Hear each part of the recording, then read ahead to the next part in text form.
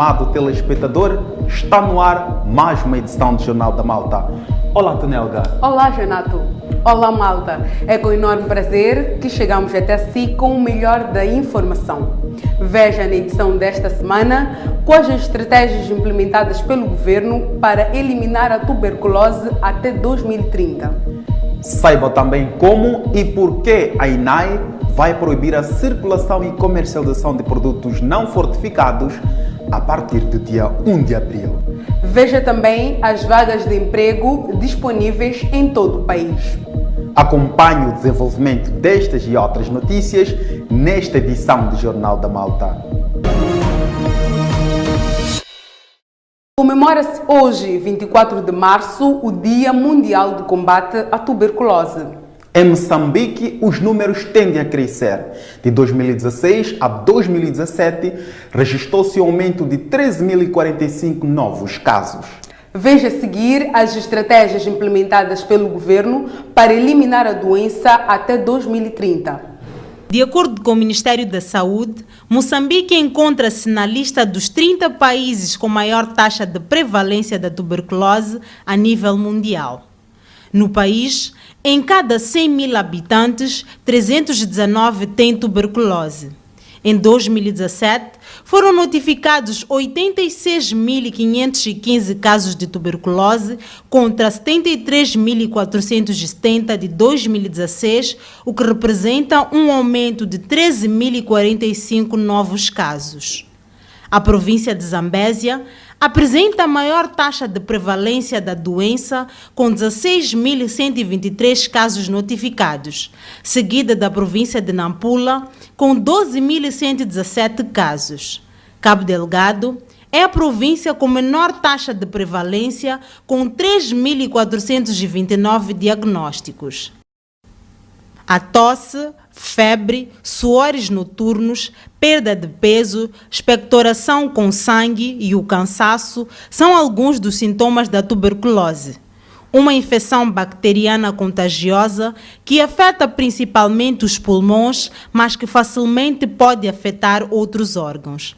A tuberculose pulmonar e a óssea são as mais comuns em Moçambique, representando 80% dos diagnósticos. Foi durante a gestação que Adelina descobriu que tinha tuberculose pulmonar, um diagnóstico que mudou o rumo da sua vida, impedindo-a de cuidar do seu bebê. 21 dias após o nascimento da sua filha, Adelina viu-se obrigada a desmamentar. Numa primeira fase eu não sabia que era tuberculose. Como todos já acham, primeiro acham que é uma tosse, então vai passar. Eu passei por isso 2 semanas, numa tosse que foi intensificando-se cada vez mais. Eu estava grávida nessa altura. No entanto, quanto mais eu fazia tratamento para tosse, procurava tomar alguns medicamentos, antibióticos, parecia que a tosse ia piorando. Na semana seguinte eu tinha consulta também do pré-natal e no peso descobri que havia perdido 5 quilos de peso já, estando grávida. Só para ver o quão a tuberculose ela é perigosa.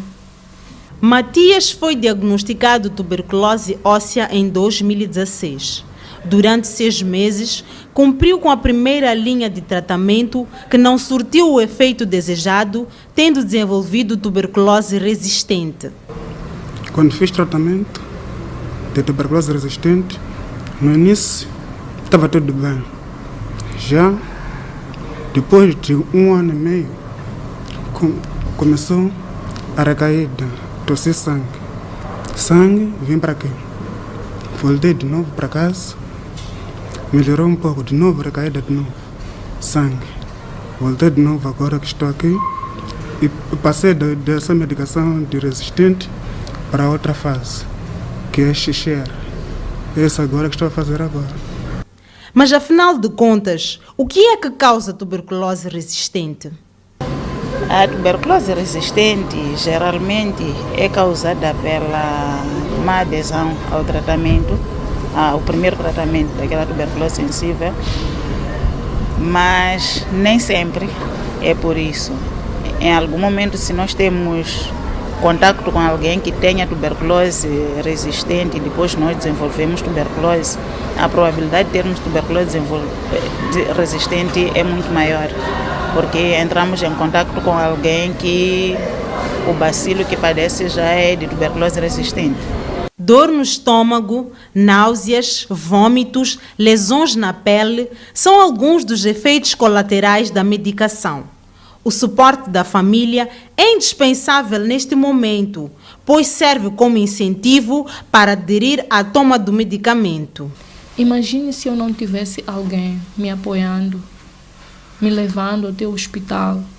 Se no dia que eu não pudesse caminhar, não tivesse alguém para me dar o seu colo até chegar ao hospital.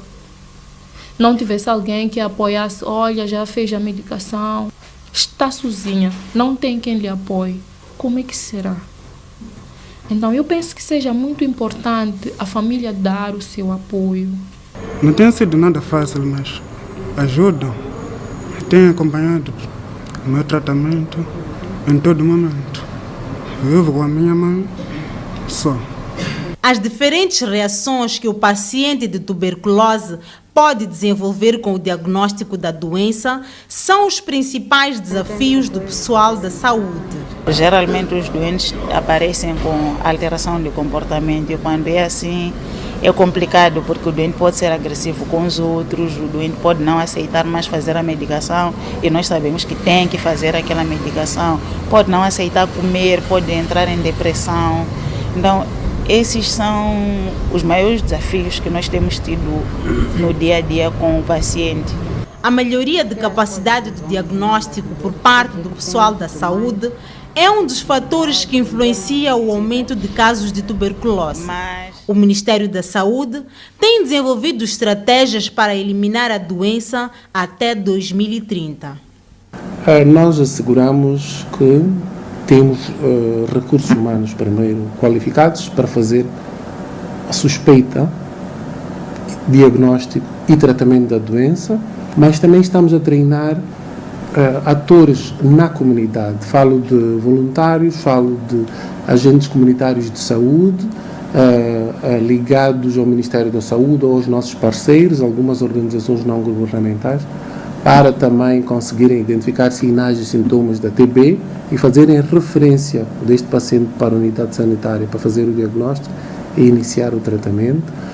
O doente de tuberculose também tem um papel indispensável no combate à propagação da doença. Se calhar seja importante educar as pessoas no sentido de, quando tiverem tosse, cobrirem a boca, quando estiverem a tossir, e também nos lugares públicos, abrir-se as janelas. Eu não sei, é uma suposição que eu faço. Se calhar tenha apanhado a tuberculose estando sentada com alguém no hospital, porque do que eu consigo me lembrar, por onde eu possa ter apanhado essa doença, do que eu consigo me lembrar, umas semanas antes de eu começar a ter essa tosse, estava no hospital sentada do lado de uma moça que tossia bastante e parecia ter escaro quando ela tossia e não cobria a boca.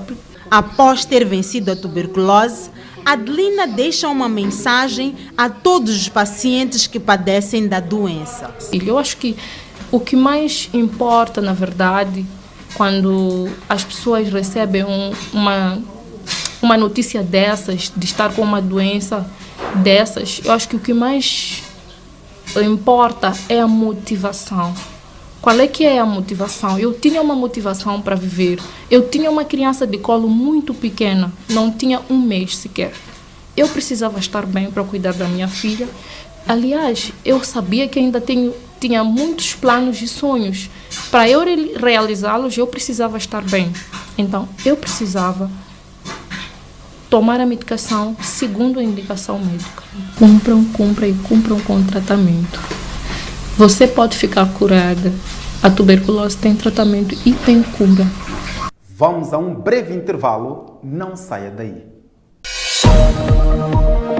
Saúde, educação, tecnologia, cultura, desporto, meio ambiente e reportagens especiais. Bem-vindos ao Jornal do Media Lab. Jornalismo feito por jovens para o público jovem. Media Lab, o laboratório de jornalismo aqui na sua STV.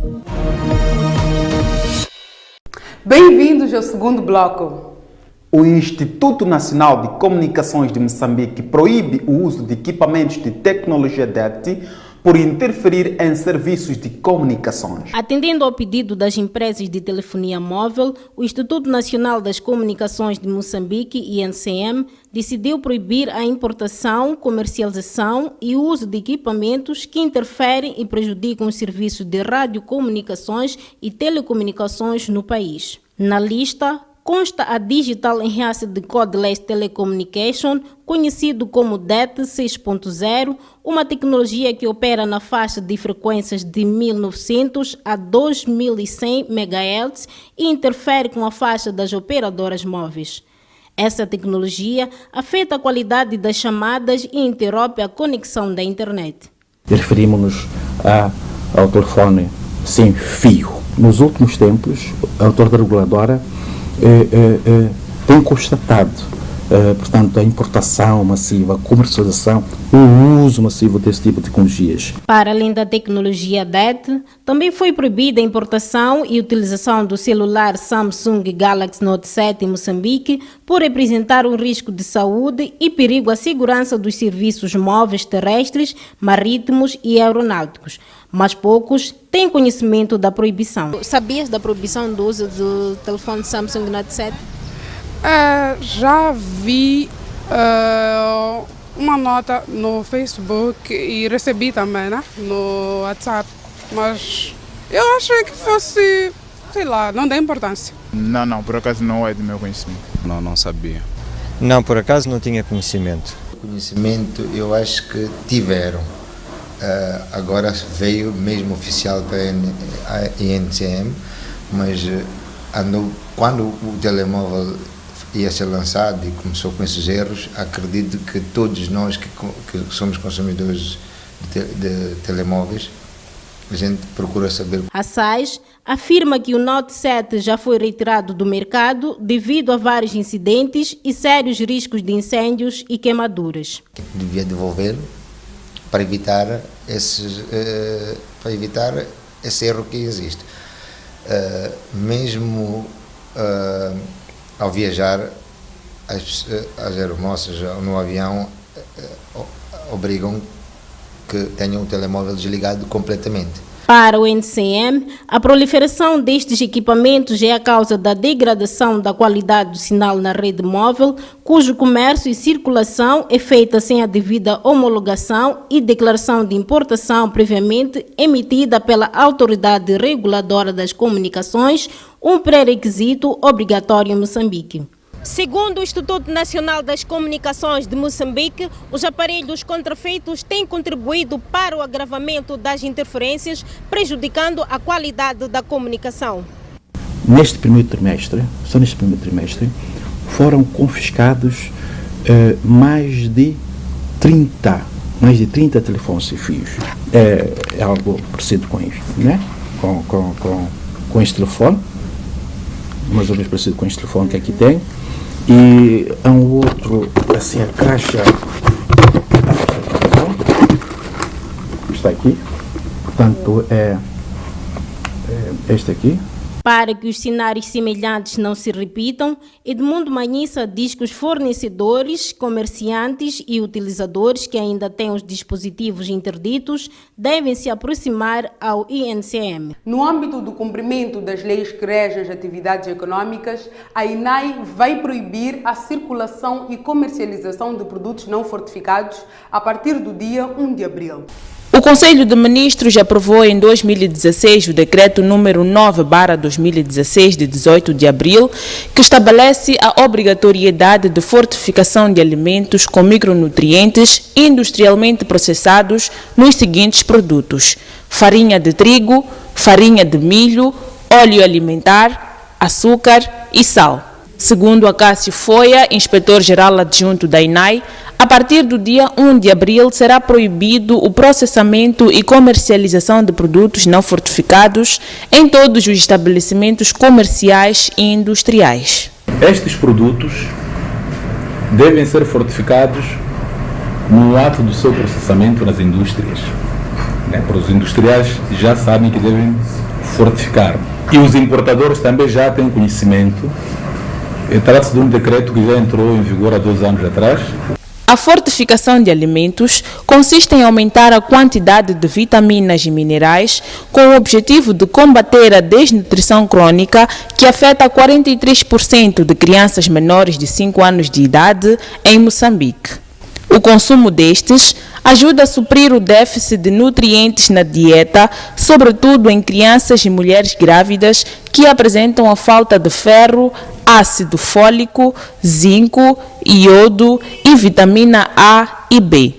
Segundo a Inspeção Nacional das Atividades Econômicas, o não cumprimento deste decreto vai valer aos comerciantes uma multa que varia de 40 a 80 salários mínimos, o que para estes não faz sentido, pois o valor é muito alto e o prazo é curto. Então estamos a pedir para prolongar os dias, pelo menos até junho, para acabarmos a mercadoria que temos nos armazéns, porque se virem recolher no dia 1, nós estamos a trabalhar com dinheiro de banco.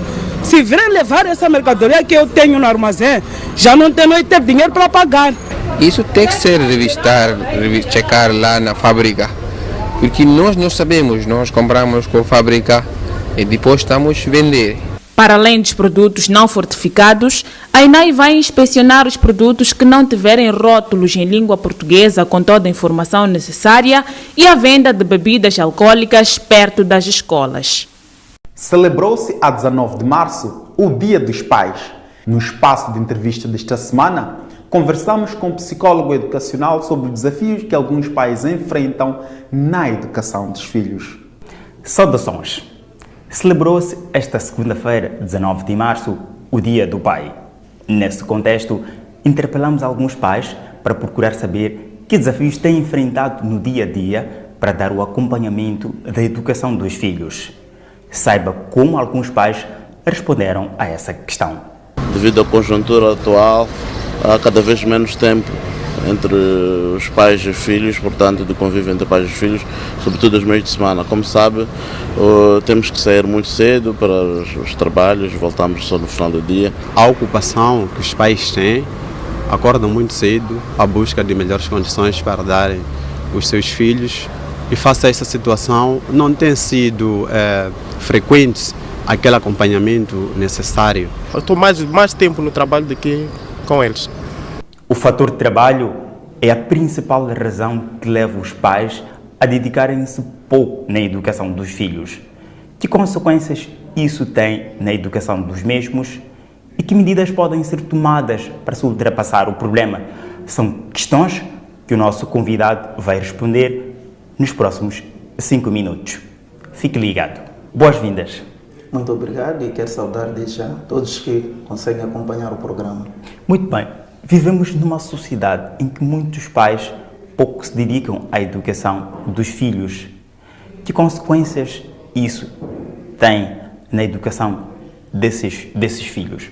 Bom, como psicólogo escolar, de facto, tenho a salientar que isso pode trazer consequências a nível socioemocional, aspectos ligados à inteligência emocional. O que acontece é que muitos pais, de facto, reconhecem que os seus filhos têm um leque de informação, mas esse conjunto de informação não constitui conhecimento. Portanto, a ausência dos pais leva com que os seus filhos possam agir de acordo com aquilo que são os seus desejos.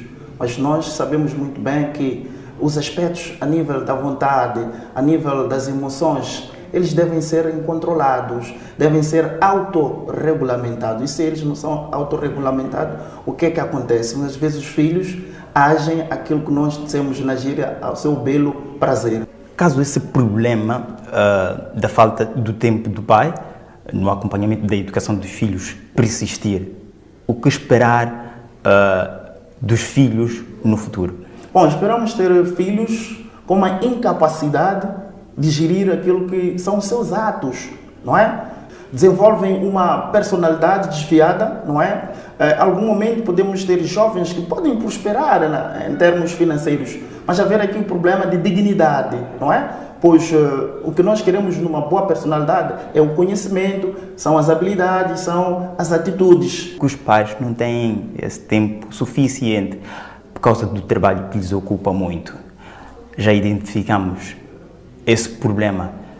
Que medidas podem ser tomadas para que o mesmo possa ser ultrapassado? Primeiro quero reconhecer que os pais têm de facto esta razão, não é? A única coisa que eu acho pela primeira vez é o fato dos pais não ficarem derrotados pela esta situação e fazer um programa que possa representar o pai mesmo na sua ausência, em que consiste em atribuir tarefas. Ele está no serviço a trabalhar, mas sabe muito bem que o seu filho está em casa fazendo um trabalho que mais tarde poderá, de facto, fazer a prestação de contas. O filho mais velho, neste caso. Pode ser o mais velho, até pode ser o mais novo, porque os pais até podem deslocar-se a um sítio onde vão trabalhar por um mês, não é? Mas ele pode fazer um programa intensivo em que o seu filho, fazendo a tarefa, vai sempre olhando para aquilo que é a imagem do pai. E em algum momento, quando os pais regressam a casa, eles devem fazer a leitura dos sinais daquilo que foi o percurso, não é? Do dia em que o seu filho levou. Então, fazendo esta leitura, e em pouco tempo é possível reprogramar, não é? Aquilo que é a alteração dos aspectos que o pai notou naquele momento, dos aspectos negativos para os aspectos positivos.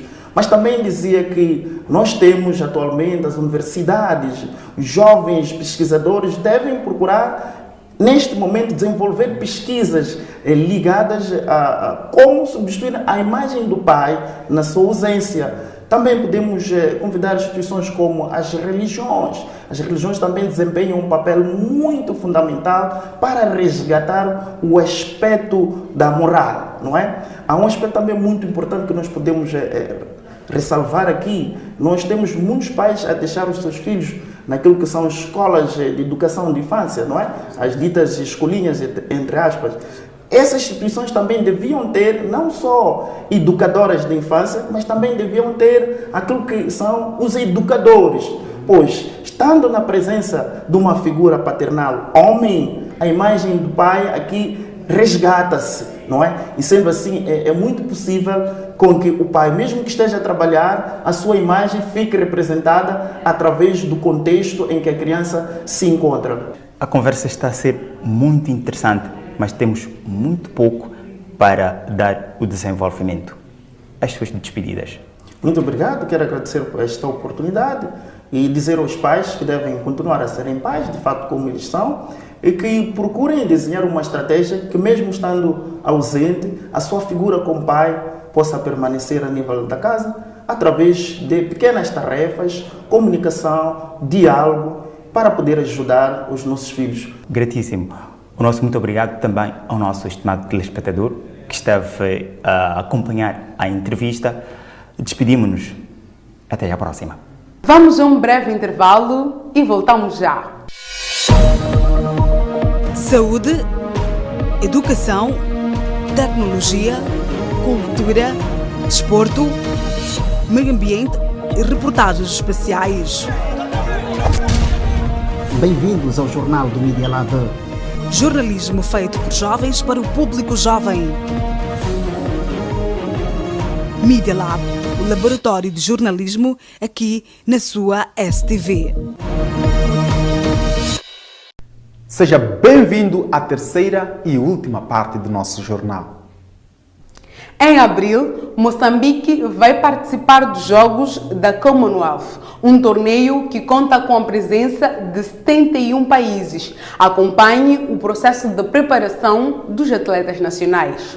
25 atletas e 19 gestores moçambicanos de 6 modalidades participarão de 4 a 15 de abril da 21ª edição dos Jogos da Commonwealth em Gold Coast, na Austrália. A competição contará com 71 países membros e Moçambique irá competir a nível do atletismo, natação, voleibol de praia, boxe, basquetebol feminino e ciclismo. Os atletas já estão-se a preparar há algum tempo, cada um nos seus respectivos clubes. o que se espera é sempre fazer melhor do que as edições passadas, né? Na edição passada nós tivemos 2 medalhas, uma de bronze e uma de prata. Esperemos que nestas competições os atletas consigam trazer um maior número em relação da edição passada. A delegação moçambicana tem como objetivos nestes Jogos superar as 2 medalhas conseguidas na edição anterior. E é neste âmbito que Délcio Soares, atleta de voleibol de praia, avançou que a equipa nacional apostou seriamente na preparação física como forma de fazer frente às seleções como Inglaterra, Nova Zelândia e Chipre, que compõem o grupo de Moçambique na modalidade. Nós temos boa técnica, mas não aguentamos nos manter durante muito tempo num certo performance devido à exigência que eles nos dão, né? Então, a falta de competitividade daquele nível é que tem sido no nosso obstáculo nessas competições. Daí que priorizamos muito fazer treinos capitalizados na parte física, com a parte técnica. Então, nós temos a trabalhar muito a parte física. E alcançar no mínimo 18 pontos durante a competição constitui um imperativo para a dupla voleibolista, porque só assim irão melhorar o ranking a nível de África e do mundo. Mas temos uma meta que é atingir os 18 pontos. Atingindo os 18 pontos, a gente já pode sonhar em vencer. Podemos falar com equipes que vêm fazendo circuitos mundiais há mais de 5, 6 anos. A comitiva nacional pretende mudar a sua participação nesta edição, garantindo melhores resultados, tendo em conta que Moçambique aderiu aos Jogos da Commonwealth em 1998 e já esteve em 5 edições. A taxa de desemprego juvenil no país ronda nos 40%. Veja a seguir as oportunidades de emprego disponíveis no mercado nacional.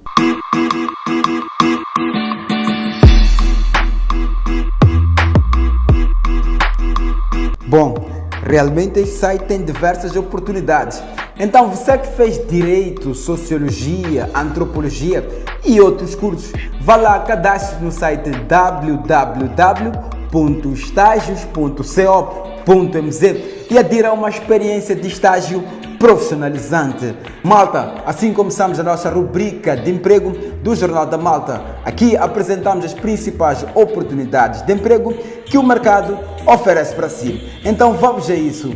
Para a região norte de Moçambique, na província de Cabo Delgado e concretamente em Anquabe, existe uma vaga disponível para um geólogo que seja licenciado em Geologia e também tem experiência em trabalhar com mapeamento geológico. Para você que está na cidade de Pemba, existe uma vaga disponível para um escritor técnico que seja hábil em trabalhar com Microsoft Office Suite e também tenha habilidades de escrita. Na província de Nampula, existe uma vaga disponível para um contabilista de projeto que seja licenciado em contabilidade e também tenha experiência em trabalhar com ONGs. Do norte, vamos à terra do Nhau, na província de Tete, onde existe uma vaga disponível para um professor de música e artes que seja capaz de motivar e incentivar crianças e também que esteja ligado a uma das áreas. Na província de Sofala, concretamente na cidade da Beira, existem 2 vagas para assistentes de registro acadêmico que tenham a formação no ensino médio e também que tenham experiência em trabalhar na área. Na província de Manica existe uma vaga disponível para um gestor de produção que tenha formação em setores ligados à agricultura e também que tenha conhecimentos em hortícolas e irrigação. Do centro, seguimos para o sul de Moçambique, onde existem 2 vagas em Maputo. A primeira é para um supervisor de operações que tenha concluído a 12ª classe e se tiver uma formação superior ou em processo de formação, será uma vantagem. A segunda vaga de emprego é para um operador de preparação e digitalização que tenha concluído a 12ª classe e também tenha experiência em trabalhar em sistemas informáticos. Malta, quantas vagas por hoje? É tudo, mas nós temos muito mais e para acedê-las pode contactar-nos através do nosso e-mail e também do nosso Facebook. Nós ficamos por aqui, mas antes acompanhe a nossa entrevista com uma recrutadora e saiba mais de como é que os candidatos são selecionados para uma vaga de emprego. Os critérios que nós, recrutadores, usamos é o perfil que as empresas procuram. Então, se o candidato cumprir com aquilo que são os requisitos exigidos para a vaga em questão, significa que este candidato é o candidato certo que é para ocupar esta posição que a empresa procura. É preciso também ter em conta que a experiência que esta pessoa tem se esteja ajustada ao que se pretende na vaga. Preciso percebermos se esta pessoa conseguiria ajustar-se à cultura desta organização.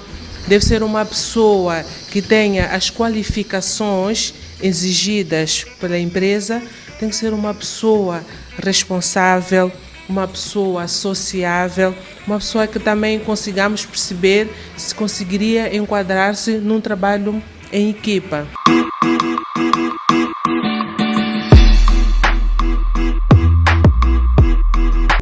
Comemorou-se a 21 de março o Dia Mundial da Poesia. Para animar a declamação dos poetas, o evento foi acompanhado por diversos instrumentos.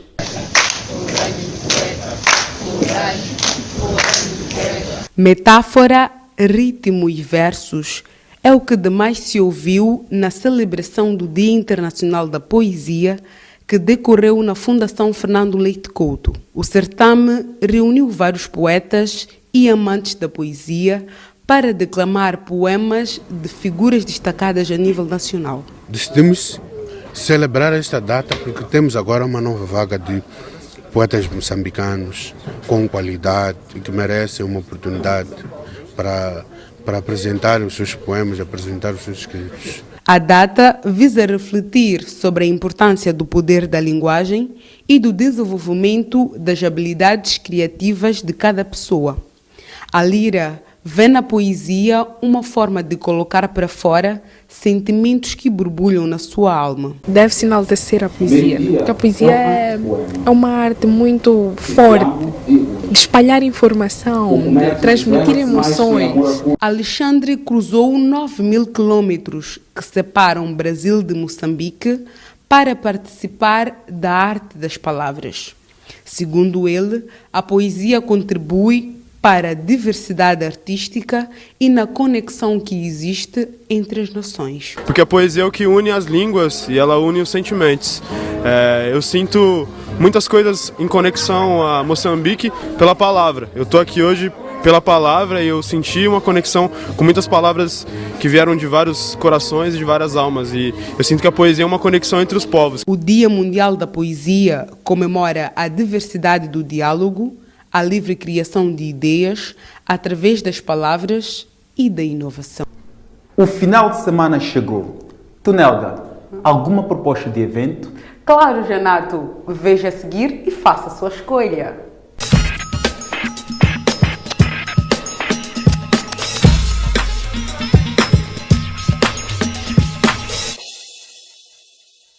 A agenda cultural do Jornal da Malta está ligada aos eventos semanais. Em Maputo, a banda Wakambira, com um repertório composto de timbila, mbira e tambores, instrumentos tradicionais, vai proporcionar um evento de música moçambicana de raiz no dia 24 de março, às 19 horas, na Associação dos Músicos Moçambicanos. No dia 25 de março, pelas 14 horas, na rua Eduardo Arão, em frente ao FEIMA, celebra-se o evento Um Dia de Hip-Hop com o tema de debate O que é música consciente?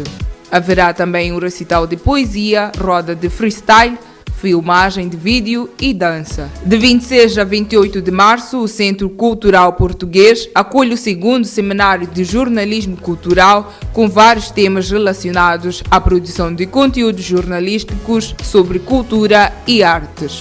E para Sofala, a cidade da Beira, a tenda Sabor a Mar organiza o Long Life Summer no dia 24 de março pelas 22 horas. No mesmo dia, o Espaço Miramar terá um espetáculo de música ao vivo às 19 horas. E Mapico Bar Lounge abre o palco para um evento de jazz pelas 19 horas.